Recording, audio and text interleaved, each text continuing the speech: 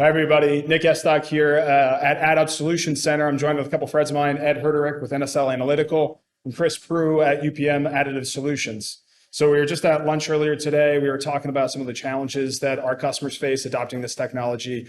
And at the Solutions Center, our application engineers work with our customers to adopt the technology, optimize the design, and really unlock new potential. But as they go to vertically integrate this technology, it becomes really challenging because there's a lot more steps to the value chain other than just printing the part.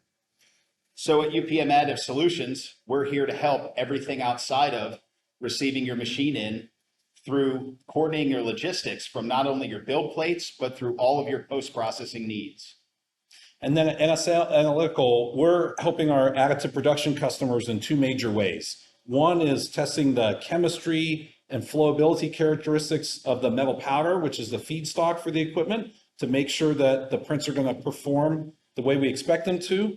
And the other one is mechanical testing, whether that's for OQ or Delta Qual or developing new recipes so that the materials properties are what we expect them to be for no-fail industries like gas turbine engines or rocket engines. And so really enjoyed the conversation today. Excited to share a little bit about this turnkey solution that we're developing together. So please stay tuned to our social pages and our websites as we share more about how we're helping customers move into full rate additive production.